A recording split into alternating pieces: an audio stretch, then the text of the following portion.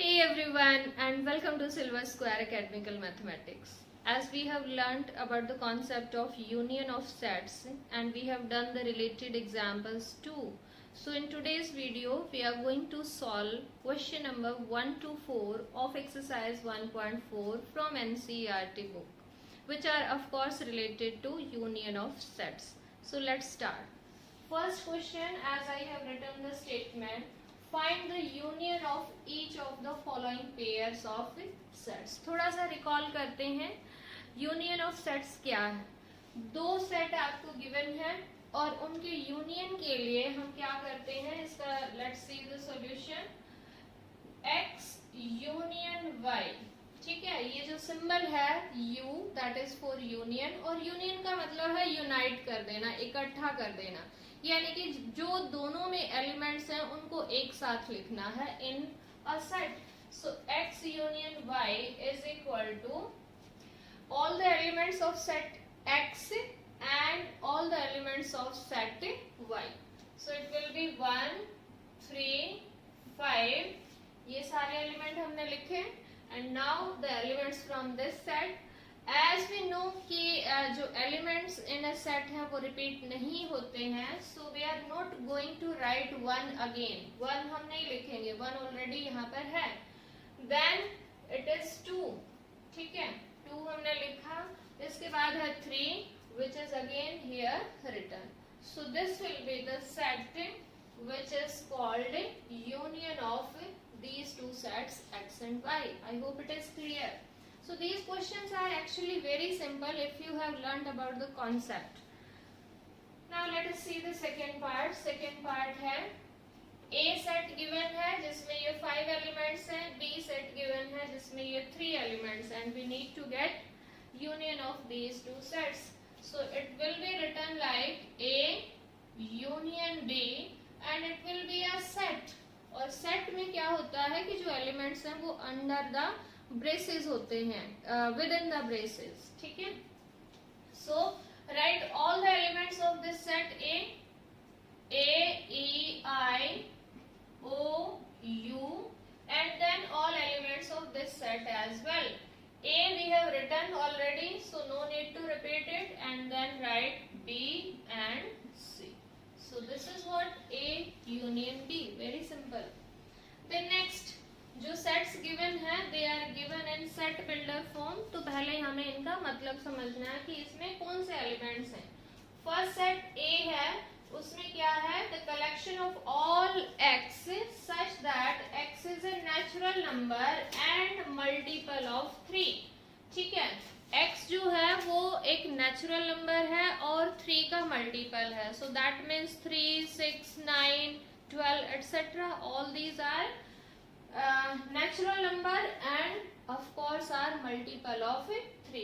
तो चाहे तो इसको थोड़ा सा सिंपल बनाने के लिए हम लिख सकते हैं like 3, 6, 9, 12, but there is no end, क्योंकि नेचुरल नंबर का कोई एंड नहीं है तो ऑफ कोर्स 3 के मल्टीपल्स का भी कोई एंड नहीं है.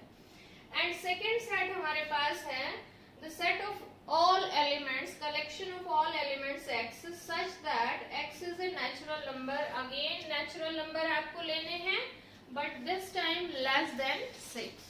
6 से smaller natural number लेने हैं. So 1, 2, 3, 4, 5. 6 इसमें नहीं होगा because it is written here that it is less than 6. Okay. तो ये दो सेट एक तरह से हमारे पास आ चुके हैं. अब इनको यूनाइट करना है, यूनियन इनकी करनी है. तो हम लिख सकते हैं A यूनियन B.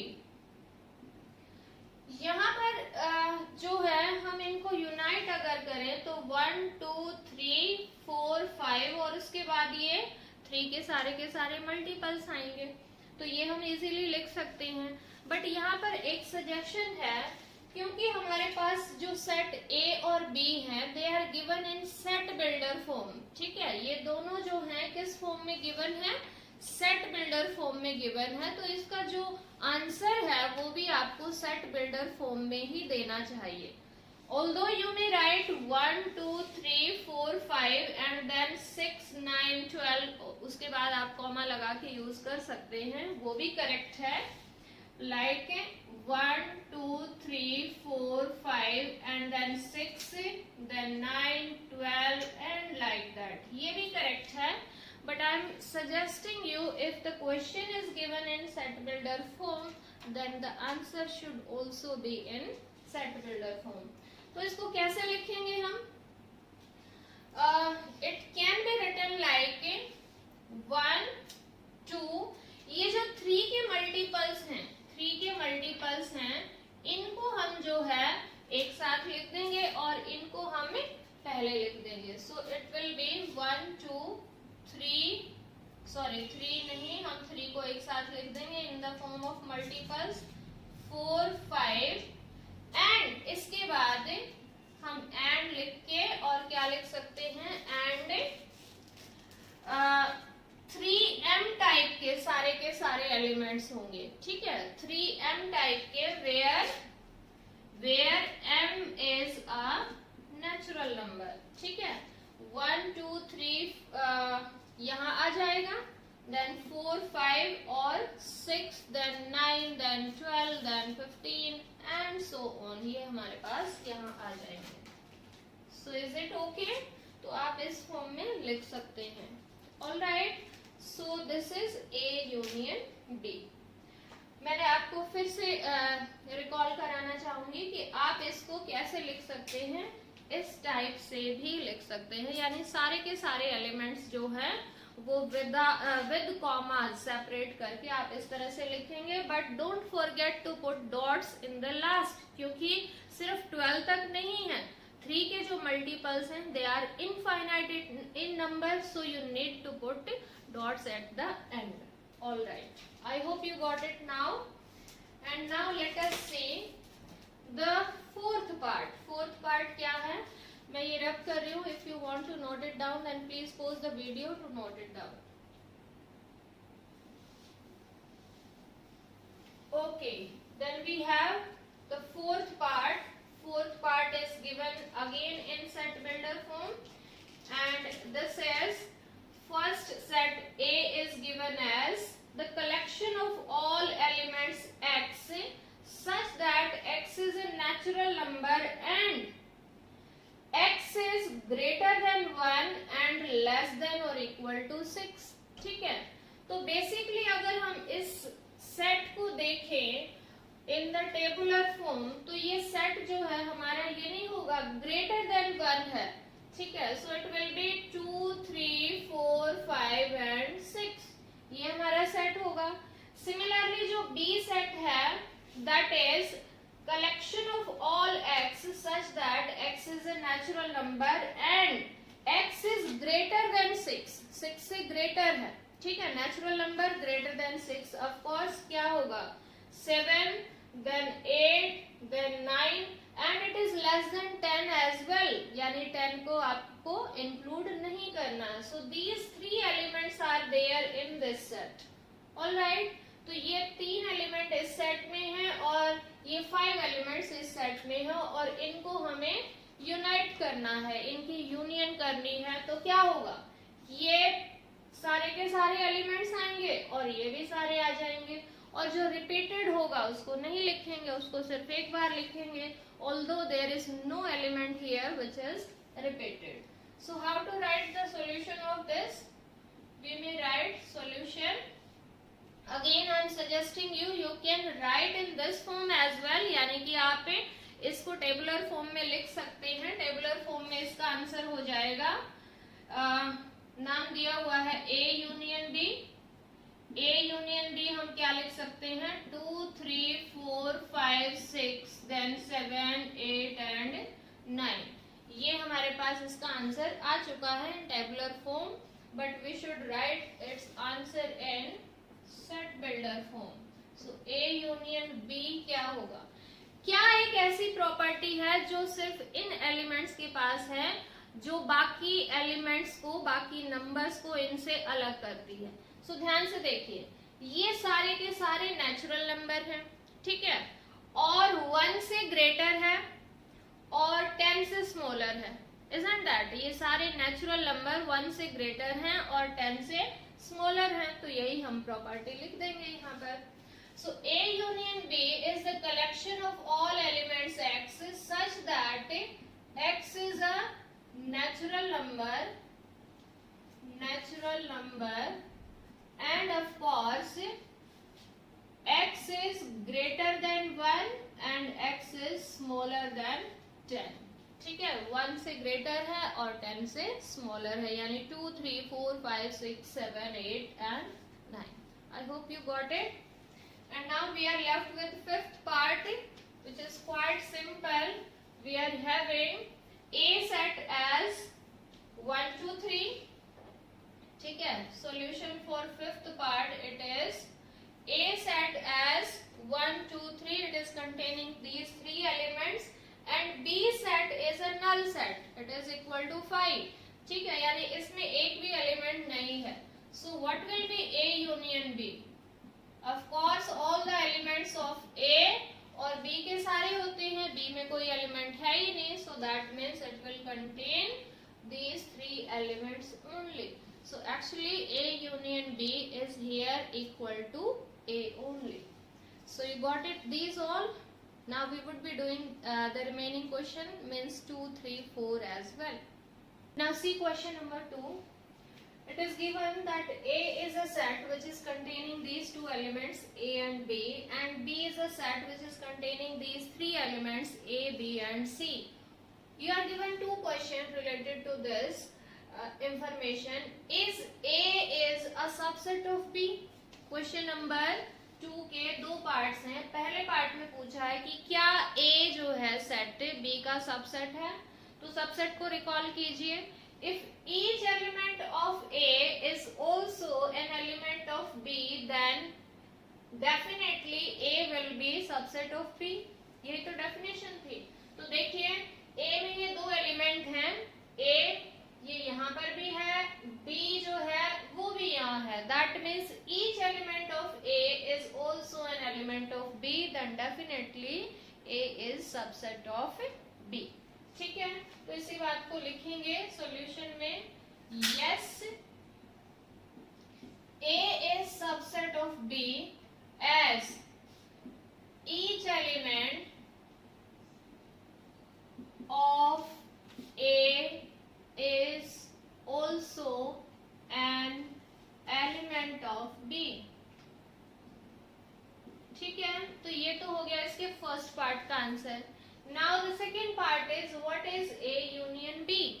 अब आपको बताना है यूनियन से रिलेटेड क्वेश्चन कि A यूनियन B किसके इक्वल होगी. ठीक है, A यूनियन B में क्या करते हैं, A और B के सारे एलिमेंट्स एक साथ लिख देते हैं.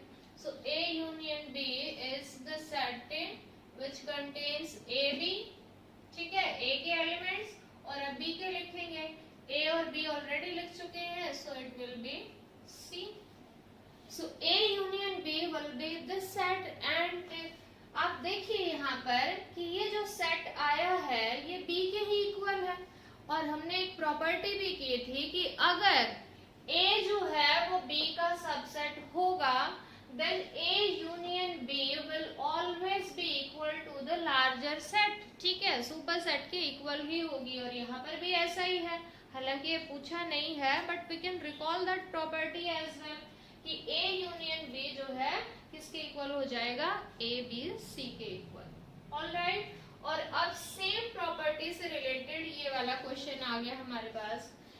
Question number 3. If A and B are two sets such that A is subset of B. ठीक है, A B का सबसेट है. Then what is A union B? अभी अभी आपने क्वेश्चन किया है कि A union B जो आएगी वो इनमें से लार्जर सेट के इक्वल आएगी. एंड लार्जर सेट यानी सुपर सेट क्या है यहाँ पर, that is B. So I hope you got this question related to this upper one यानी कि क्वेश्चन नंबर 2. तो इसका हम सॉल्यूशन क्या लिखेंगे, since A is a subset of B, then definitely A union B will be equal to B.